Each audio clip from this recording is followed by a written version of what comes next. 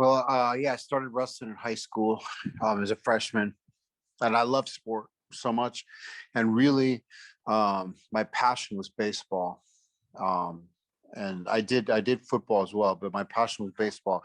And but I love sports, so I wanted a fall, a, a winter sport, yeah, winter sport, um, to kind of do something in sport. So I didn't know what I was doing. I think they had swimming and basketball and wrestling during the winter in high school. And I was like, I was going to actually try out for basketball, which I wasn't really good at. It was probably my least sport I was best at, um, but I forgot my shoes. I forgot my basketball shoes.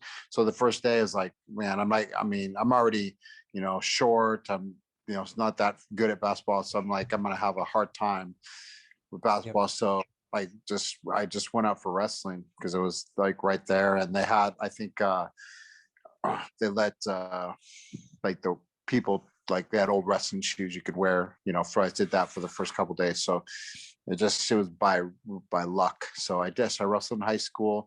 um Had a real tough time. I came like quite a like OCD and had like a eating disorder problem my second year, and like lost literally the whole year of school. Like barely, Wow. um had to take some like extra classes and stuff just to pass because I lost like 35 pounds, like vomiting, all this stuff, trying to make like a lower weight, and became Yeah. like obsessive and crazy. And so I came back my junior year and was like, wasn't vomiting anymore, but like I'd lost a year of my life and I was not the same person, and physically. So I didn't have a good year. And finally, senior year, I did pretty good. Went to state, but didn't do anything there. And but I was obsessed kind of in a different way, like obsessed like to win. And so I started like going to like summer camps, going to all the tournaments I could do. I walked on to Oregon State. Um, and then like I finally, my third year, I got a scholarship to Oregon State and won the Pac-10s. And then my senior year, actually, the coach at Oregon State went to Illinois, and I followed him there. At that point, during the summer, I'd gotten married, and I went there and to Illinois, where I had my first child.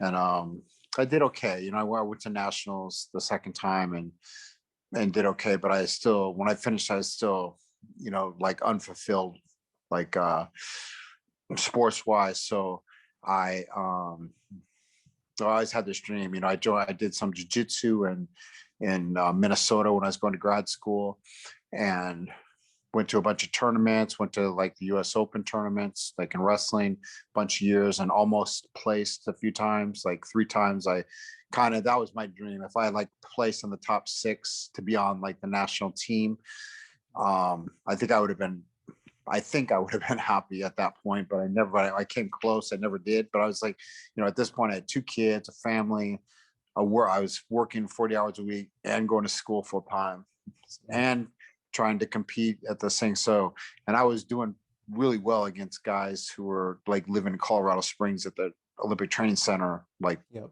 12 months a year. I was doing, I was right at that level, but just like a little bit short every time. So it's frustrating. So I moved back to Washington State, where I'd gone to high school, and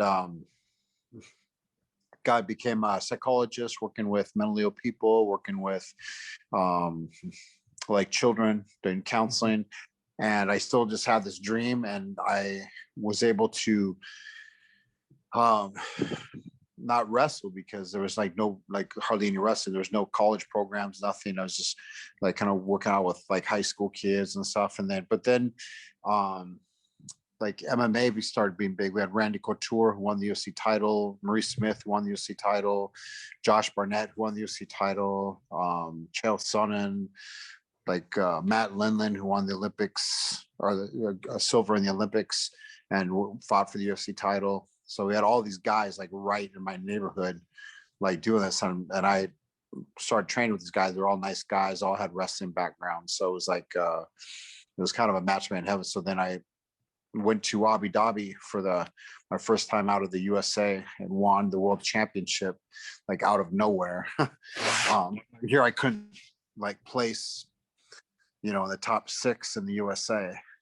But I was able to do this like more, you know, I had like really tough guys to train with and had the right coaches and had everything. And then all of a sudden, bam, I just, you know, won the world championship. And then, Wow.